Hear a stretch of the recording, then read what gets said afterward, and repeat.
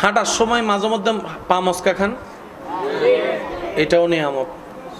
মাঝে মধ্যে ব্যবসায় লস খান, লস হয়, এটাও নিয়ামত। মাঝে মধ্যে বউ রাগী হয়, জামিলা করে স্বামীর জন্য, সেটা নিয়ামত।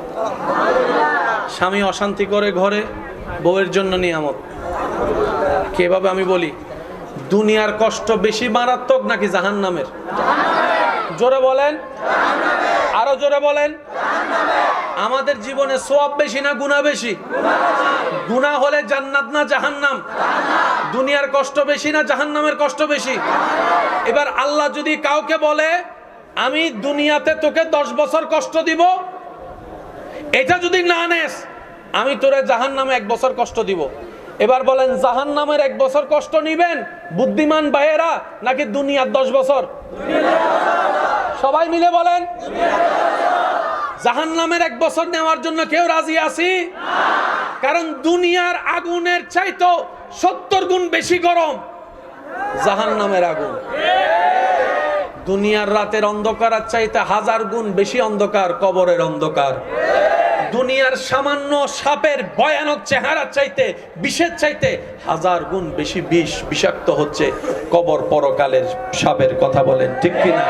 বুদ্ধিমানরা বলে দেখতে না দেখতে তো ছোটবেলা হাই স্কুল হয়ে কলেজ হয়ে গেছে, কখন চলে গেছে সময় টেরও পাই নাই। কখন দাড়ি ছাড়া চেহারা যে দাড়ি উঠা সাদা দাড়ি কালো হয়ে গেছে, এখনো হিসাব ফসলে হিসাব মিল পাই না। কখন অনেকে এখানে আছে বিয়ে করে ফেলছে কিন্তু নিজের এখনো জামাই মনেও হয় না, এমন অনেকে আছে। আবার অনেকে বাচ্চার বাপ হয়েছে, ওই বাচ্চা দেখলে মাঝে মধ্যে মনে পড়ে ও আমি তো বাচ্চার বাপ, না হয় এই কথাও মনে থাকে না। কথা বলেন ঠিক কিনা? এটাই বাস্তবতা, মেনে নেওয়াটাই বুদ্ধিমানের কাজ। তো দুনিয়ার জীবন তো পলকেই শেষ হয়ে যাচ্ছে। এই তো কিছুদিন আগে তো আমাদের কাছে রমজান এসেছিল, এখন দেখেন রমজানটা আবার সামনে চলে আসছে, আবার সামনে চলে আসছে। এই তো কিছুদিন আগে মাত্র জুমার নামাজটা পড়েছি, এই 2 দিন পরে আবার জুমার নামাজ। বুদ্ধিমানরা মনে করে জাহান্নামের ভয়ানক আযাব সইতে পারবো না, দুনিয়ারটাই ভালো কল্যাণের। ঠিক এই কাজটাই আল্লাহ করে। আল্লাহ যদি কোনো বান্দাকে জাহান্নাম থেকে বাঁচাতে চায়, জান্নাত দিতে চায়, আল্লাহ দুনিয়াতে তার পাপ কর্মের সাজা জাহান্নাম থেকে বাঁচার জন্য দুনিয়াতে তাকে কষ্টের মাধ্যমে দিয়ে দেয়, কষ্টের মাধ্যমে দিয়ে দেয়, কষ্টের মাধ্যমে দিয়ে দেয়।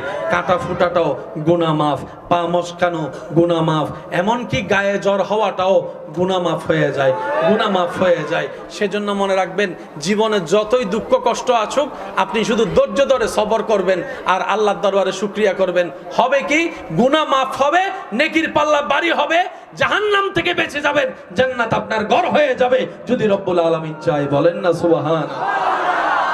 সেজন্য বলা হয় আল্লাহ যখন যা করে, আল্লাহ যখন যা করে ভালোর জন্য করে। বলেন আল্লাহ যখন যা করে, আল্লাহ ও গো আল্লাহ ক্ষমা করে দাও, মাফ করে দাও আল্লাহ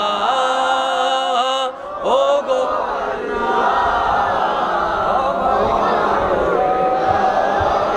মাফ। জীবন মোদের এই যতদিন থাকিবে সুপথে চালাও, মাফ করে দাও আল্লাহ ও গো ক্ষমা করে দাও। ডান হাত তুলে একবার বলেন সবাই মারহাবা, আর একটু জোরে বলেন মারহাবা। নারায়ে তাকবীর, নারায়ে তাকবীর, নারায়ে তাকবীর, নারায়ে রিসালাত। উচ্চ আওয়াজ একবার বলেন মারহাবা। এবার হাত নামান। আর কোনো টেনশন না, মন খারাপ না, কষ্ট না, কোনো কিছু সব রবের নামে ছেড়ে দিলাম। কথা বলেন না রে ভাই। টেনশন করলে দিন রাত হবে, মন খারাপ করলে রাত দিন হবে। টেনশনে মরে গেলে ব্যবসার লস ফেরত আসবে, কিন্তু আল্লাহ চাইলে ডবল আসবে। আল্লাহ চাওয়া পর্যন্ত আপনাকে অপেক্ষা করতে হবে। এই অপেক্ষা করার নামই হচ্ছে সবর, এই অপেক্ষা করার নামই হচ্ছে ধৈর্য। এবার আসেন, আল্লাহ চাইলে ইউসুফ নবীকে একদিনেই বাদশাহী দিতে পারতেন, কিন্তু আল্লাহ দেন নাই। ছোটবেলায় কূপে ফেলছে, কূপ থেকে গোলাম বানিয়ে বাজারে গিয়ে বিক্রি করাইছে, ওইখান থেকে রাজপ্রাসাদের মানুষ এসে কিনে নিয়ে ওনার ঘরে নিয়ে গেছে, ওইখান থেকে বাদশা দেখছে, তারপরে এখানে হয়ে বাদশার ঘরে আসছে, আবার সেখানে জোলেখার কাহিনী হয়ে জেলখানায় গেছে, তারপরে এক সময় গিয়ে আল্লাহ তুমি চাইলে ডাইরেক্ট তো দিতে পারতা। রব বলে যে আমি ডাইরেক্ট কাজ পছন্দ করি না, আর প্রত্যেকটা নবী রাসূলের ভিতরে আমি আমার বান্দাদের জন্য জীবনের শিক্ষা রেখে দিয়েছি। আল্লাহ পাক বলে যদি তুমি সেই রকম বাদশাহী চাও, ইউসুফ নবীর মতো ধৈর্য ধরে দেখাও। আরেকটু জোরে বলেন ঠিক কিনা? তুমি যদি নিয়ামত পেতে চাও, জাকারিয়া নবীর মতো ধৈর্য ধরে দেখাও। তুমি যদি ঈমানি পরীক্ষায় টিকতে চাও, ইব্রাহিম নবীর মতো পরীক্ষা দিয়ে দেখাও, পরীক্ষা দিয়ে দেখাও, পরীক্ষা দিয়ে দেখাও। প্রত্যেকটা নবী রাসূলের জীবন বান্দাদের জন্য সামনে এগিয়ে যাওয়ার এক একটা রাস্তা, আল্লাহর ওয়ালিদের জীবন চরিত্র, সেটা আমাদেরকে চলার জন্য কৌশল শিখিয়ে দেয়। বলেন সুবহানাল্লাহ। প্রত্যেকটা কিছুর মধ্যে একটা কানেকশন আছে না নাই? মনে রাখবেন, বুঝা যত সুন্দর মনের সাথে বাড়বে, সমস্যা তত সমাধান হবে। প্রত্যেকটা সমস্যার সমাধান কোথায় জানেন? যেখানেই সমস্যা সেখানেই সমাধান। জোরে বলেন না রে ভাই। রোগের কারণে ডাক্তারের কাছে গেলে এক্সরে দেয় কি দেয় না? এক্সরের কাজটা কি? ওনার অনুমানের সাথে বাস্তবতার চিত্র মিলাতে চায়। উনি রোগের গোড়ায় গিয়ে আঘাত করতে চাচ্ছে। যেখান থেকে রোগ হয়েছে সেখানে যদি আঘাত করতে পারে, মনে রাখবেন সমস্যার সমাধান বেশিরভাগ সময় সমস্যার আশেপাশেই ঘুরতে থাকে। আর একটা অনুরোধ করে আমি আপনাদের থেকে বিদায় নিব ভাই, আল্লাহর ওয়াস্তে স্বামী স্ত্রী ভাই বোন পরিবারে যতই যাই কিছু হোক, এক ছাদের নিচে থাকলে অনেক কিছুই হয়েছে হচ্ছে হবে, এটা সবারই হয়। কারোটা বাহিরে আসে, কারোটা বাহিরে আসে না। পার্থক্য এতটুকুই, পার্থক্য এতটুকুই। দিল থেকে খুব কম মানুষ এই শান্তিতে আসে। কখনো নিজের ঘরের বিচারের জন্য বাহিরের মানুষের কাছে যায়েন না। হয়তো আপনি কারো কাছে গেলে, বাহিরের মানুষের কাছে গেলে হয়তো আপনি সাময়িক বিচারটার মাধ্যমে জয়যুক্ত হবেন কিংবা হেরে যাবেন, যাই হোক একটা ফয়সালা হবে, কিন্তু এই যে পরিবারটা ভাঙবে, এটা আর কখনো জোড়া লাগবে না, এটা আর কখনো জোড়া লাগবে না। ঘরের অভিভাবক যিনি বড় আছেন, মা হতে পারে, বাবা হতে পারে, বড় ভাই হতে পারে, স্বামী হতে পারে, ওনার মাধ্যমে বিচার করান। আপনারা চার দেওয়ালের ভিতর সমাধান করবেন। বাহিরের মানুষ যেদিন ঢুকে যাবে সেদিন পরিবারও ধ্বংস হয়ে যাবে। কথা বলেন ঠিক কিনা? সম্পর্ক নষ্ট হয়ে যাবে, ঠিক কিনা? সেজন্য যাই কিছু করেন 5 জনের ভিতরে রাখেন। আর 2 ভাই 3 ভাই যদি মিল বেশি না হয়, এক রুমের মধ্যে বেঁধে দিবেন, মারামারি কর আর যা কর, মিললাই বাইর হইস। তোরা মারামারি কর, কাটাকাটি কর, তোদের ব্যক্তিগত ব্যাপার, কিন্তু দরজা থেকে যখন বাইর হবি, ভাই বোন একসাথে আসবি। এবার বলেন, না মিলা কোনো উপায় আছে? একটা জিনিস বড় অবাককর বিষয় কি জানেন? মানুষ যে সম্পত্তির জন্য সম্পর্ক নষ্ট করে, যে সম্পত্তিটা যাদেরকে দেওয়ার জন্য, যেমন বাবা ভাইয়ের সাথে দুশ্মনী করলো সম্পত্তির জন্য, এই সম্পত্তি যেন আমার সন্তানরা পায়, এটাই চাওয়া। কি আজব ব্যাপার! এক সময় সেই সম্পত্তিটাই তার জন্য কাল হয়ে দাঁড়ায়। নিজের ছেলে মেয়েরা সম্পত্তি নিয়ে মারামারি করে, বাপ মাকে বাদ দেয় না এক বেলা। মনে রাখবেন, টাকা সম্পত্তি থাকলেও জ্বালা, কিন্তু থাকলে বেশি জ্বালা। থাকলে একটু জোরে বলেন, থাকলে, না থাকলে একটু কম জ্বালা। যার নাই তার টেনশন একটা, আহা নাই।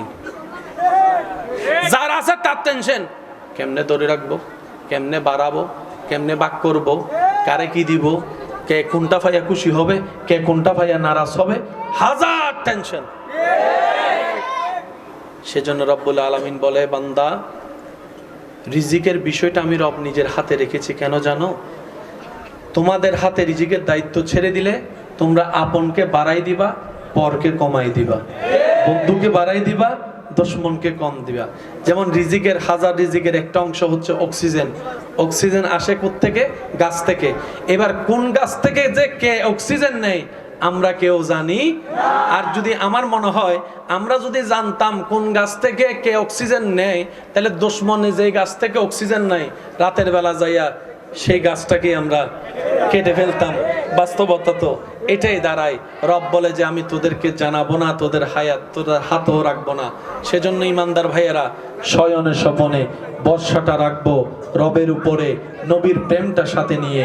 রবের উপর যে বর্ষা করার মতো করতে জানে, রব্বুল আলামিন ছোট্ট ছোট্ট পিঁপড়াকে পর্যন্ত খাওয়ায়, ছোট্ট ছোট্ট পিঁপড়াকে পর্যন্ত খাওয়ায়, ছোট্ট ছোট্ট পিঁপড়াকে পর্যন্ত রব্বুল আলামিন খাওয়ায়।